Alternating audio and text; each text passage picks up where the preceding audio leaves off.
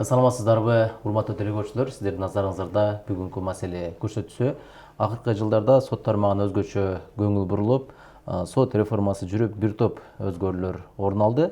Тактап айтканда, быйылкы жылы президенттин жарлыгы менен жергиликтүү соттор ротацияланды. Деги эле мындай өзгөрүүлөр Жалал Абад областында да болду. Сот тармагындагы өзгөрүүлөр, ошол эле ротациялар боюнча деги эле мына ушул тема айланасында бүгүн биз сөз кылмакчыбыз. Бүгүнкү биздин студиябыздын коногу Жалал Абад областык сотунун төрагасы Токтосун уулу Каныбек мырза келип отурат. Саламатсызбы? Студиябызга куш келипсиз. Каныбек мырза, ушу алгач эле ошо Жалал Абад областынын соту тарабынан аткарылган иштер боюнча бир аз токтолуп кетсеңиз башында.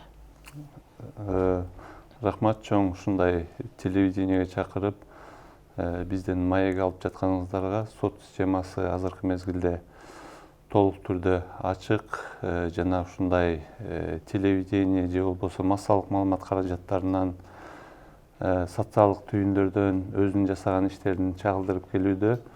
Азыркы мезгилде ошол сиз баса белгилей кеткендей, Кыргызстандын бардык булуң бурчтарында соттор ротация же болбосо ордун алмаштыруу жүргүзүлдү. Анын натыйжасы менен бир топ алгылыктуу иш-чаралар болду.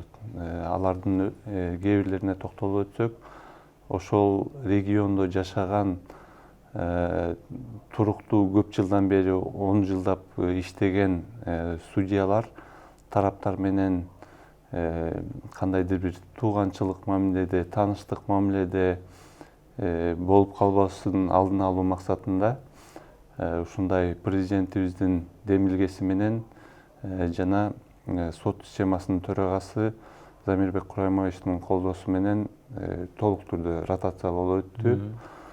Анан кийин бул жагдайлар сот системасындагы кээ бир көйгөйлүү маселелерди дагы алып чыкты десек болот. Тактап айтканда, башка шаарлардан, райондордон келген судьялар өзүнүн мол тажрыйбасын башка региондордо колдонуу мүмкүнчүлүгүнө ээ болду. Же болбосо мурдагы судьяларды ишти кароодо, же болбосо алардын иш кагаздарын жүргүзүүдө катачылыктары бизге белгилүү болду.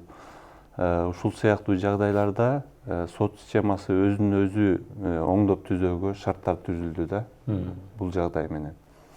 Анан жасалып аткан иштер боюнча биз өзүңүздөргө белгилүү болгондой укуктук мамлекетпиз. Демек, бул биз мыйзамдын алкагында гана иш алып барабыз да. Жаңы конституция кабыл алуусу менен Кыргыз Республикасында ошол кылмыш жазык кодекси өзгөрдү. Анын алкагында ошол мыйзам чегинде судьялар иш алып барып атат. Жарандык процессуалдык кодекс мурда кабыл алынган, административдик процессуалдык кодекс кабыл алынган. Мурдагы судьялардын процессуалдык нормаларды так туура аткарылуусун азыр ар региондон келген адамдар ошо бирдиктүү бир тажрыйбага алып келүү иш-чарасы жүрүп атат да азыркы мезгилде. Рахмат. Чынында эле ушул быйылкы жылы президентибиз Садыр Жапаровдун мына ушул жарлыгынын негизинде ушул ротация, андан сырткары дагы баягы мыйзамдуу иш алып баруу боюнча баса белгилеп айтып келип атат да.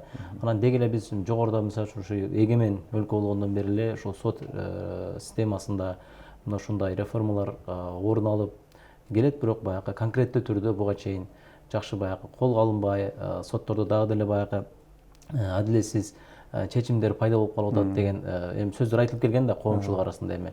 Анан деги эле мына ушул быйылкы жылы ошо ротация, ордун алмаштыруу бир кандай бир жыйынтыгын берип атат деп ойлойсуз? Эми бул жыйынтыгын бергенде ошол эле мезгилде Садыр Нуркожоевич өзүнүн сөзүндө эң жакшы жана өлкө үчүн маанилүү сөздү айтты да. Соттордун ишмердүүлүгүнө бир дагы мамлекеттик органдар кийлигишпеш керек. Анан эгерде соттордун ишине кийлигишүү боло турган болсо, жеке өзү көзөмөлүнө ала тургандыгы жөнүндөчү. Бул сот системасы үчүн чоң кепилдик. жана баардыгыбызга белгилүү болгондой өткөн жылы ушул өтүп жаткан жылы бир эле сот системасы үчүн эмес, жалпы мамлекеттик кызмат адамдары үчүн айлык акысын көтөрүү маселелери каралды. Бизде азыр ошол аппарат кызматкерлери өтө төмөн айлык алып, айдан айга айлыктары жетпей аткан болсо, азыркы мезгилде жетиштүү бир айлык мөөнөткө жете тургандай, үй бүлөсүнө жете тургандай деңгээлде айлыктары көтөрүп берди. Бул деген сөз сот системасы кандайдыр бир маселени чечүүдө материалдык жана башка жактан көз карандысыз болуш керек деген нерсе да. Баардыгыбызга белгилүү болгондой, өнүккөн өлкөлөрдө сот системасы керек болсо толук түрдө өзүнүн парламентинин чечимин, эгерде ал туура эмес дей турган болсо, бир райондук соттун судьясы эле туура эмес деп чечим чыгарып коет да. Даже Америка же башка мамлекеттерди алып карасак, ал жерде ошол президенттин дагы мыйзамдык күчүнө ээ болгон указдарын, жарлыктарын бир эле судья ал жокко чыгарып коюу мүмкүнчүлүгүнө ээ. Бул деген сөз соттордун көз карандысыз болушу менен кандайдыр бир адилетсиз мамлекеттик орган тарабынан аракеттер же аракетсиздиктер жасалса, сот жок, андай болбой, мындай калыс болуш керек деп чекитти коюп койсо, коомчулукта дагы ушундай бийликке болгон кандайдыр бир терс көз караштар ошол соттон эле чечилип калат да. Анан жетишкендиктер боюнча бизде баардыгыбызга белгилүү болгондой эки талашкан тарап болот. Андан сырткары бирөө кылмышкер, бирөө жабырлануучу болот. Ар бир тараптын өзүнүн чындыгы бар да. Бирөө төрөлгөндөн баштап бир жерде жашап, анан кийин ошол жерди өзүнүкү деп ойлоп жүрүшү мүмкүн, бирок эч кандай документтери жок. Экинчиси болсо 10 жыл мурда ошол жерге документ алып алган, бирок ал жерде жашабайт. Бул учурда бизде укуктук мамлекет болгондугуна байланыштуу кимдин документи бар болсо, ким кайсыл мамлекеттик органдар ошол адамга кандайдыр бир мыйзамдардын алкагында укук аныктоочу документтерин берген болсо, соттор ушу мыйзам чегинде мыйзамдардын нормаларын жана келтирилген далилдердин, документтерин карап чечип берет.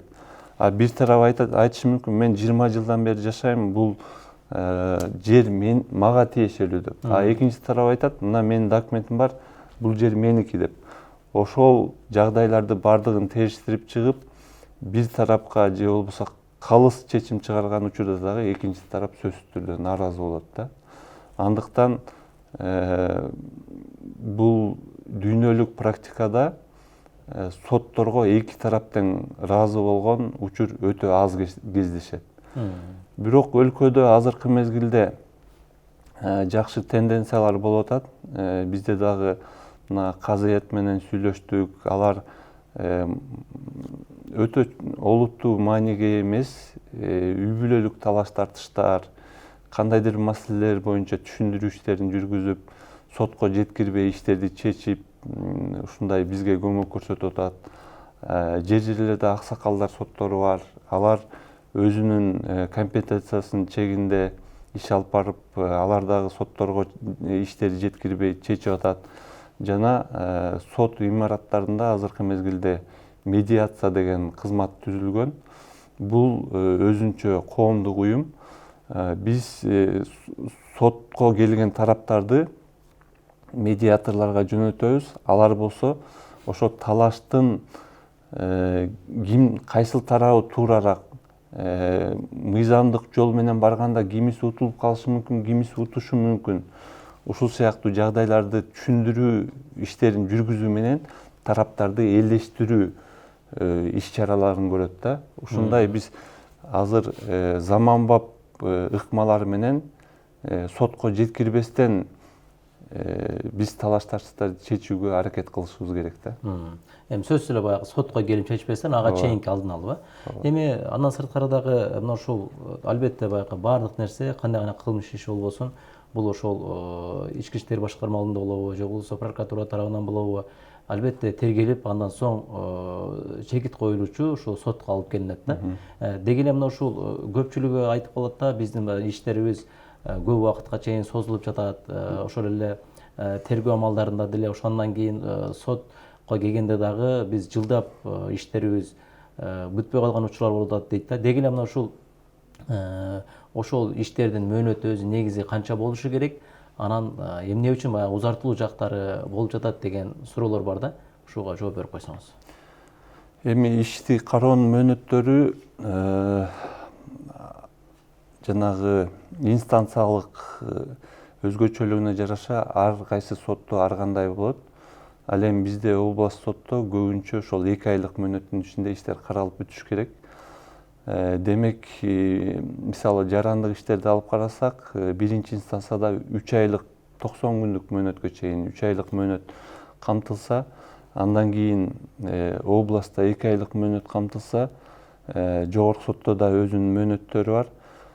Ушул себептен иштердин почта аркылуу жетүүсү, кээ бир учурларда тараптардын ошол ишти мазмуну менен карап жатканда кээ бир өтүнүчтөрдү келтирип, мисалы судьядан баш тартуу же болбосо экспертиза жүргүзүү үчүн өтүнүчтөрдү келтирүү, ушул сыяктуу нерселерде тараптардын өтүнүчүн канааттандырып же канааттандыруусуз калтырууда ал өтүнүчтөрдү канааттандыруусуз калтырылган соттук актыларына дагы кошумча даттануулар мүмкүнчүлүгү каралган да. Мазмуну боюнча чечилбей туруп, башка мазмуну менен эмес каралган маселелер менен даттанылып, соттук иштер бир нече жылга созулуп кеткен учурлар кездешет. Кемчиликти мойнуна алыш керек. Бул эми мыйзам жол берген жагдайда.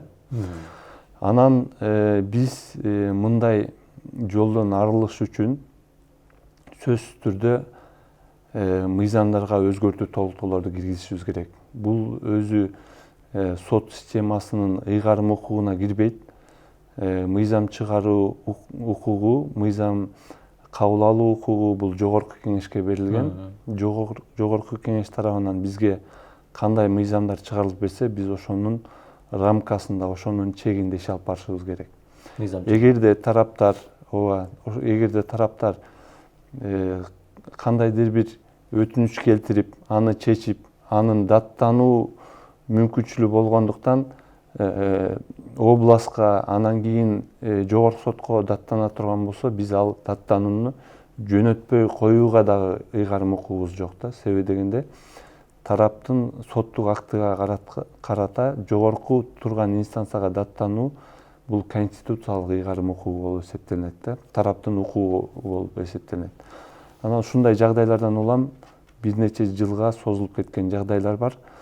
Жаңы кабыл алынган ушу президентибиз Садыр Нуркожоевич келгенден кийин демилгенен жаңы кабыл алынган конституцияга ылайык учурда Кыргыз Республикасынын жогорку соту мыйзам демилгелөө укугуна ээ болду. Бул деген сөз ошол сот системасынын тармагына тиешелүү болгон мыйзамдар боюнча биз мыйзамдарды демилгелөө мүмкүнчүлүгүнө ээ болдук. Бул эми жакында эле жоболор, башка жагдайлар иштелип чыгып атат. Кудай буйруса, биз кийинки жылдан ушул сыяктуу кемчиликтерди четтетүү, өз убагында мөөнөт менен иштерди кароо боюнча сөзсүз түрдө иш-чараларды жүргүзөбүз.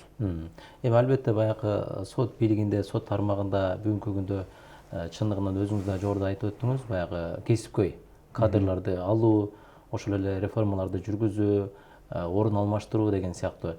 Эми албетте бул маселе болду, бирок бул менен чечилип калуу кыйынга турат да. Албетте бул жерде баягы күч органдары менен дагы биргеликте иш алып баруу деген жагы бар. Эми буга чейин албетте тергөө иштери кайсыл органда жүргөн болсо, анын ошол эле делосу, ошол эле иш боюнча кайра сотко келет да. Бирок ошол эле учурда мына ошолор менен дагы кандай тергелди ал иш? Канчалык деңгээлде каралды? Мына ушул багыттарда иштеп жүрөбү?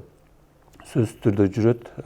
Азыркы мезгилде мен жана мыйзам демилгелөө укугун айтып өттүм. Бул боюнча ошо президентибиз Садыр Нуркожоевич да өзүнүн 2022 жылдын 4 мартындагы 12 судьялардын курултайында да баса белгилей кеткен. Кайра тергөөгө жөнөтүү, анан эгерде сотто каралып жаткан иш боюнча тергөөнүн мүчүлүштүктөрү же болбосо башка көзөмөл жүргүзгөн органдын мүчүлүштүктөрү боло турган болсо, аларга карата жаза көрүү, жаза чарасын колдонуу мүмкүнчүлүктөрүн кароо тартиби. Себеби дегенде чындап эле тергөө сапатынын начарлыгы жана ага болгон көзөмөлдүн начарлыгы кээ бир учурларда ошол чындап эле кылмыш жасаган адамдардын актоого негиз болуучу жагдай болуп калышы мүмкүн да. Себеби дегенде адамды күнөөлүү деп табыш үчүн ал адамдын толук түрдө күнөөлүүлүгүн далилдеген далилдердин жыйындысы болуш керек. Анан кийин ошол жыйындысын толук түрдө өз убагында топтобосо тергөөчү, экспертизаларды жүргүзбөсө, башка тергөө амалдарын толук аткарбай, анан сотко чийки делону алып келгенден кийин судьялар дагы ишти кароодо көптөгөн кыйынчылыктарга дуушар болот да. Анан кийин биздин азыр кылмыш жаза мыйзамдары кандайдыр бир күнөөлүүнү айыптоодо шектенүү жараткан далилдер боло турган болсо, бул шектүү далилдер күнөөлүүнүн эсебине чечилип калат да. Ошол жагдайларда бул актоо иштери же болбосо башка иштер ар түрдүү суроолорду жаратышы мүмкүн. Эми бул жагдайга бир эле сотторду күнөөлөбөстөн, аны маселени, көйгөйлүү маселени тереңинен ой жүгүртүп, ошо тергөөгө болгондо суроолорду, талаптарды күчөтүш керек. Анан кийин өз убагында ушундай аракеттер жасоону күчөтүшүбүз керек. Ошол себептен бул аракеттерде ошо баардык мамлекеттик органдардын өз функционалдык милдеттерин туура так аткаруудан натыйжа болот да. Быйылкы жылы мына ушундай фактылар катталдыбы? Кайрадан тергөөгө жөнөтүү? Ооба, бул жагдайлар боюнча бир нече мындай жагдайлар аныкталып, эми биз этикага туура келбейт, конкреттүү судьялардын атын айта албайбыз. Бирок ошондой биздин судьялар кайра тергөөгө жөнөткөн иштер көп эле кездешет. Бул судьянын күнөөсү эмес, бул ошо алдын ала териштирүү же тергөө кызматынын катачылыктарын көрүп туруп, ал ишти кайра тергөөгө жөнөткөн учурлар болду. Эми албетте ал жерде баягы тактуулукту айнен издөө үчүн. Анан албетте баягы биз мына ушул соттордун ишин кароодо буга чейин ушул коомчулук тарабынан мындан ушул 5-6 жыл мурун ушул маселе айтылып келген. Бизде көпчүлүк ушул сот болуп аткан процесске киргизүү маселеси. Ошол жерде ачык айкынчылык канчалык деңгээлде болот, биз эч нерсени көрө албайбыз деген сыяктуу нерселер болуп келген да. Андан кийин мына ошол эле ошо санаа ариптештирүү дедик, ошол эле видео байкоолорду коюу дедик. Мына ушул ачык айкындуулук боюнча сиздерде кандай область боюнча? Область боюнча ачык айкындуулук толук түрдө бар десем болот. Себеби дегенде ар бир келген тарап ачык соттук процесске катышуу мүмкүнчүлүгүнө ээ болгон. Ал эми ал жерде бизде ушу кылмыш иштери боюнча толук түрдө аудио видео фиксация жүргүзүлөт. Буну менен биз жанагы Бишкекте деле жол эрежелерин бузуу боюнча видео фиксацияны орнотуп, тараптарды тартипке келтирбедикпи? Бул бир эле соттордун кызыкчылыгы эмес, тараптардын кызыкчылыгы эмес, соттордун кызыкчылыгы дагы да. Ушундай да болуш керек. Себеби дегенде азыр коомчулукта ыз учуу чыгарып же митинг өткөрүп, өзүнүн кандайдыр бир мүддөсүнө жетүү аракеттерин жасаган учурлар көп эле кездешет да. Ал эми видео фиксацияда ар бир адамдын аракеттери толук түрдө видеого жазылып калат. Андан сырткары ошо соттагы процессти кандай алып барып атат, ал дагы жазылып калат. Андыктан кийин эгерде соттордун үстүнөн арызданса же болбосо ошол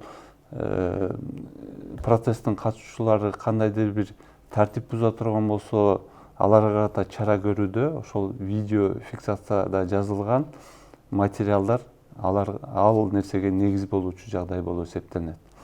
Андан сырткары бизде мындай деп айтпайлы, толук түрдө бардыгына катыша алат деп. Себеби дегенде мыйзам тарабынан кээ бир процесстерге тараптардын катышуусу чектелген. Булар биринчиден жаш жетпегендердин жыныстык кол тийгестигине болгон кылмыштарда зордук зомбулук көрсөтүү же ыплас аракеттерди жасоо же болбосо ошол өспүрүм балдар менен никеге туруп алуу жагдайларын бул жаш жетпегендердин укугун коргоо максатында андай иштерге биз коомчулукту катыштыра албайбыз.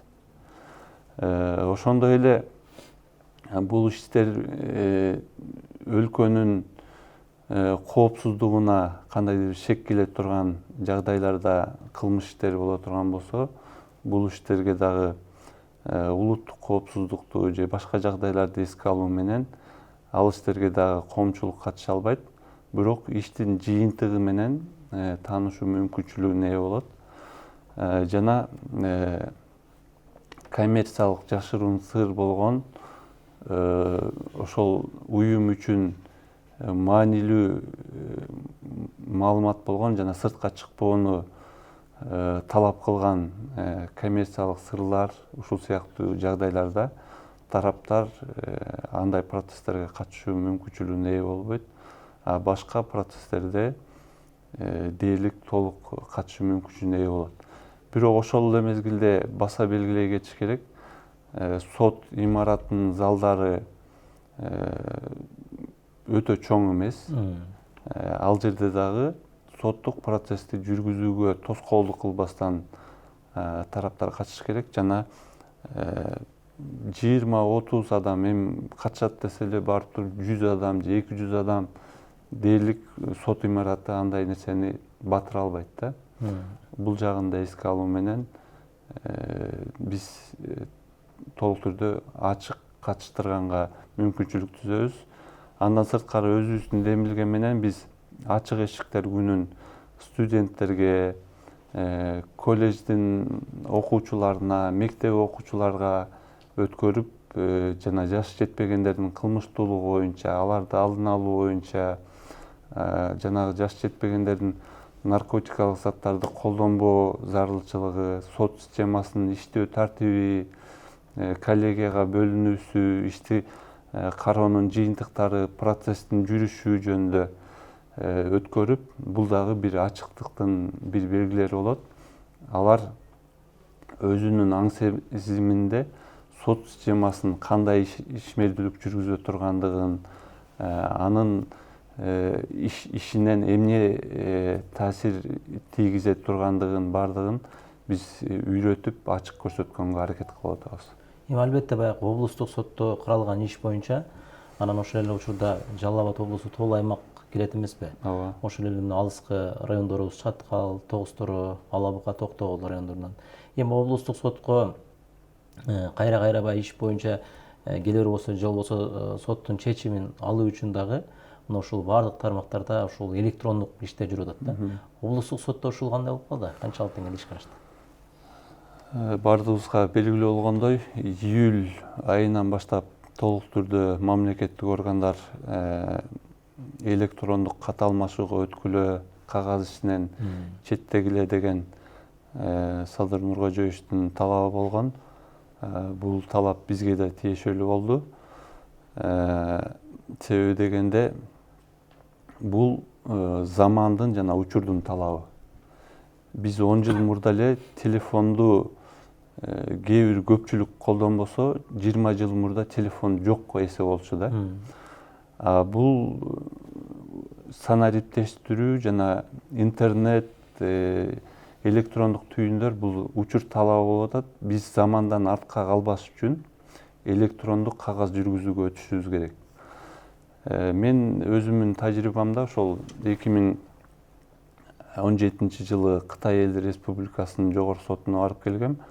Ал жерде ошол мезгилде эле электрондук документ жүргүзүү толугу менен жөнгө салынып, керек болсо иштер электрондук почта аркылуу доо арыздар берилип, эки тарап электрондук почта аркылуу эле соттошкон мүмкүнчүлүккө ээ болгон да.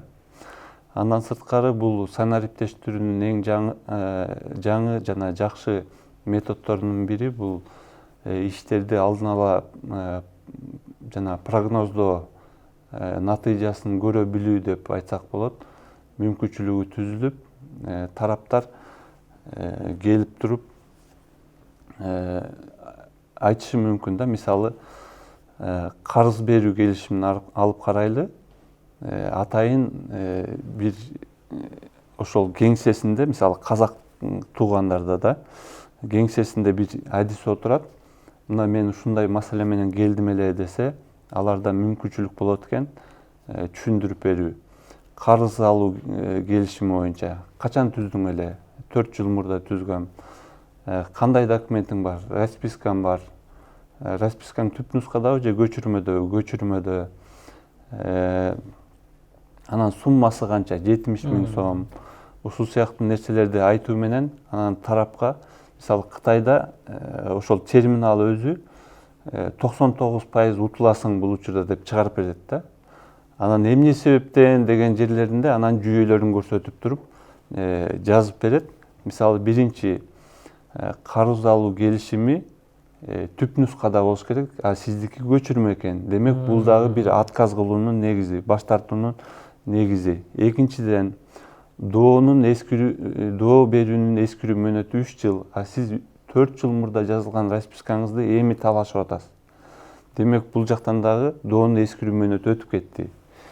Үчүнчүдөн, сиздин карыз берүү суммаңыз 70 000 сом экен, а Кыргыз Республикасынын граждандык процесстик кодексинин талаптарына ылайык 50 000 сомдон жогорку түзүлгөн бүтүмдөр нотариалдык күбөлөндүүнү талап кылат деген сыяктуу ушундай прогнозду чыгарып берет да.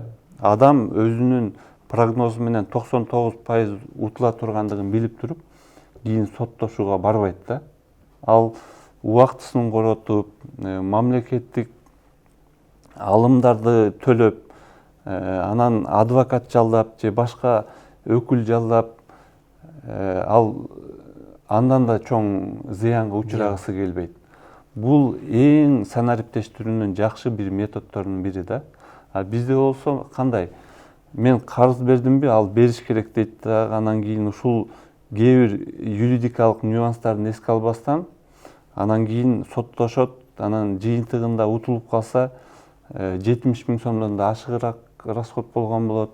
Берки тараптын дагы өзүнүн да убактысын коротот, мамлекеттик кызматкерлердин убактысын коротот.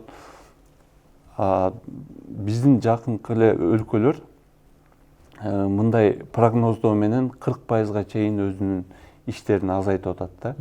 Биз дагы ошо санариптештүүнүн натыйжасы менен ушундай прогноздоолорду киргизишибиз керек.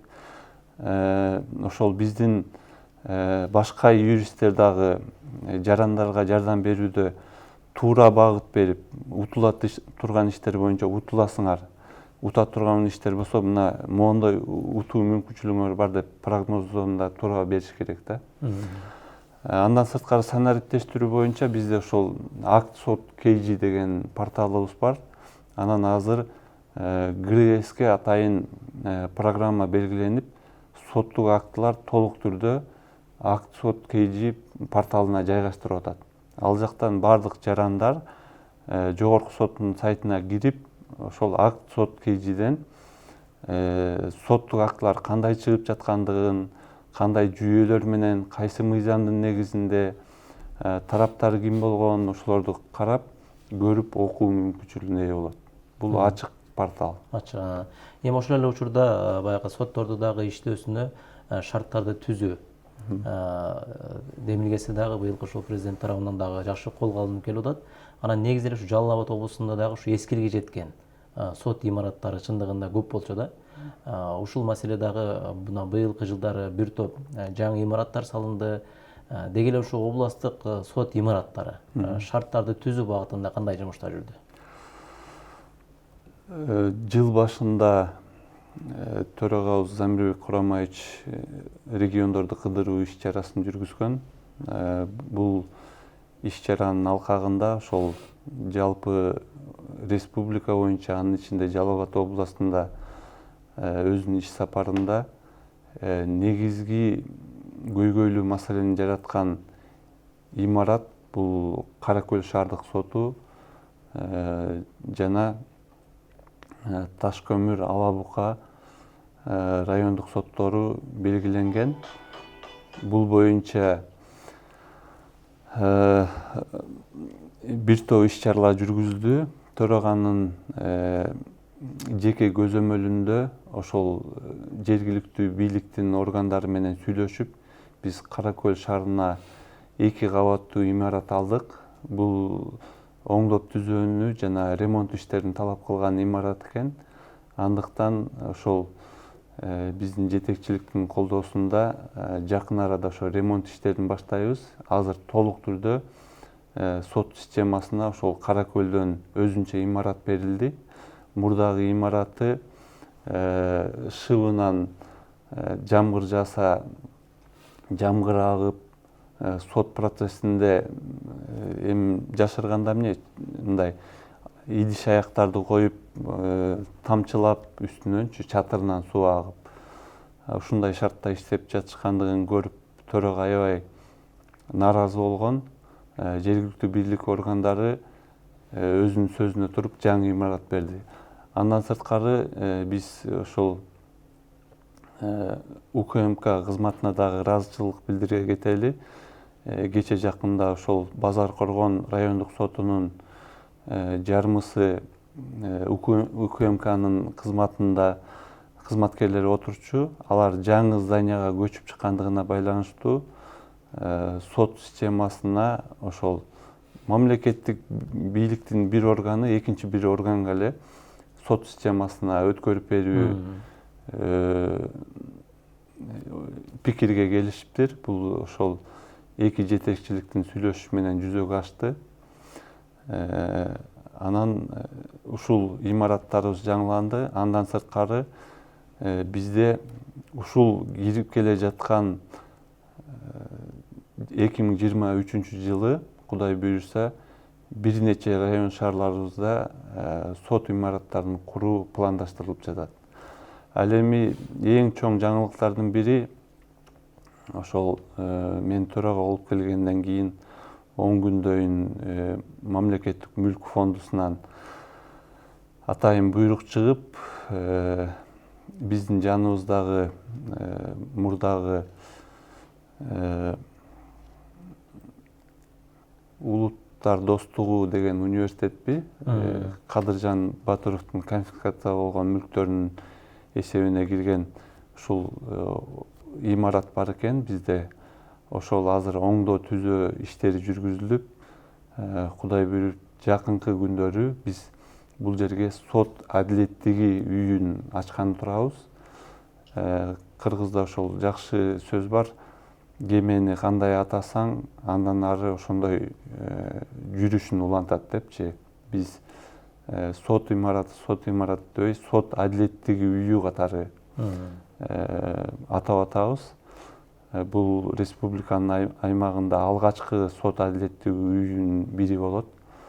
Бүт заманбап техникалар, заманбап технологиялар колдонулган жана имараттын ичинде материалдык техникалык жактары толук түрдө чечилген имарат болот. Анын ичинде Жалал Абад шаардык соту, Жалал Абад областынын административ соту жана Жалал Абад областтык соту, Жалал Абад областы боюнча сот департаментинин башкармалыгы, сот приставтары, ошондой эле Сузак жана Жалал Абад шаардык сот аткаруучулар кызматтары отурат. Дээрлик сот системасы бирдиктүү терезе сыяктуу бир мекемеде отурат дагы. Маселени чечүүдө жарандар үчүн көп ыңгайлуу шарттар түзүлөт. Албетте эми бул жерде шаардык сотко бар, департаментке бар дебей, бардыгы бир жерде. Бир жерде болот баардыгы. Албетте бул дагы биздин область эли үчүн дагы бир жакшы жаңылык. Албетте эми сот тармагына, сот иштерине келбесин биз каалайбыз, бирок ошентсе дагы кандай гана иш болбосун ошол жерде жакшы шарттар түзүлүп аткан. Эми ошол эле учурда бул акыркы сурообуз болсун.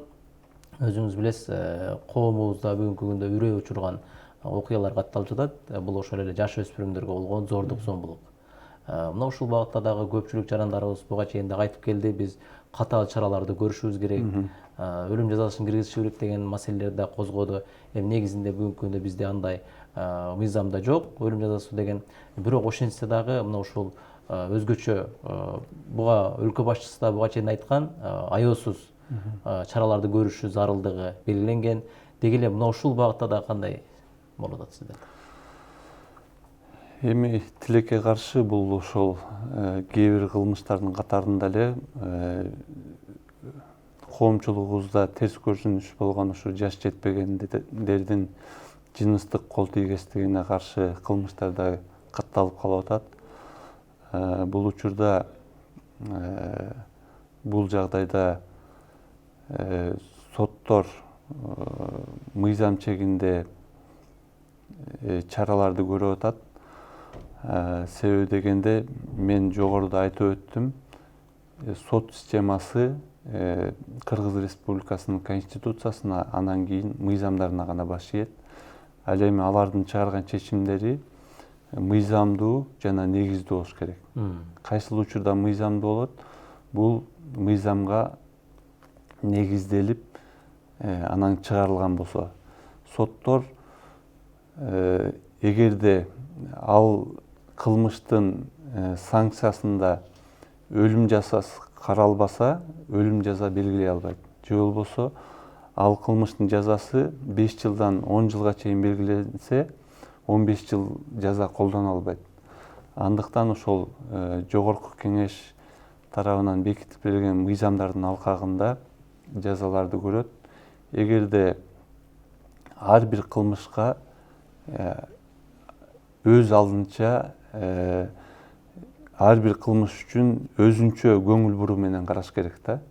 Кылмыштын ордотуучу жагдайларын, кылмыштын жеңилдетүүчү жагдайларды, ошол кылмышка түрткөн себептерди, анын атайлап жасагандыгын же болбосо байкабастыктан жасалгандыгын, ошол жагдайлардын толук түрдө изилдеп чыгып, анан кийин ошол иш материалдарын толук түрдө изилдеп чыгып, ага тийиштүү мыйзамдарды толук түрдө изилдеп чыгып, анан ар бир судья ошол ишти өзүнүн жүрөгүнөн өткөргөндөн кийин гана бир калыс жыйынтыкка келет. Анан бул кылмыш үчүн өтө катуу чара көрөбүз, бул кылмыш үчүн жеңил чара көрөбүз деп айтуу соттор үчүн алдын ала пикирин айткан менен барабар болуп калат да. Андыктан соттор биз айта алабыз, бир гана мыйзам алкагында жаза чара көрөбүз.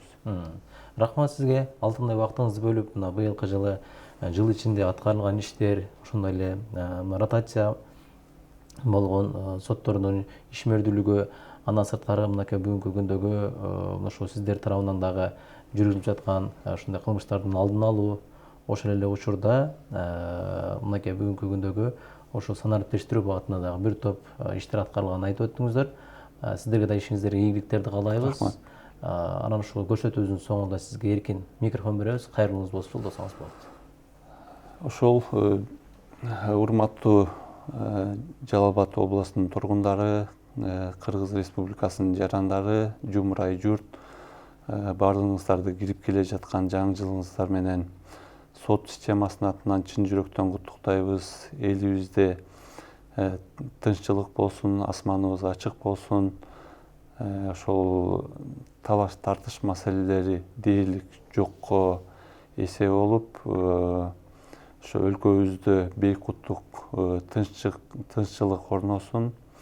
Сиздерди да ушундай ачык маекке чакырып, биздин пикирибизди укканыңыздар үчүн терең ыраазычылык билдиребиз. Жалал Абад областтык соту ар дайым ачыкпыз. Кандай гана маселе болбосун, ушундай түз эфирде сиздер менен талкуулаганга даярбыз. Себеби дегенде кандайдыр бир жашыруу же коомчулуктан жашыруу бул бүдөмүк ойлорду жаратышы мүмкүн да. Ал эми ачык сүйлөшүү менен көйгөйлүү маселелердин көпчүлүгүн чечсе болот.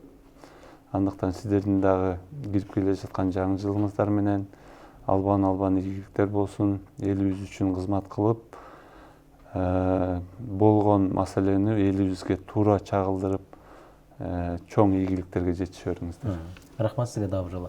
Урматтуу телегөрүүчүлөр, биз бүгүнкү маселе көшөтүүсүндө сот тармагындагы аткарылган иштер туурасында сөз кылдык. Ар дайым жерибизде тынчтык, элибизде биримдик болсун. Көрсөтүүнү алып калган мен Ильяс Турдубай болдум.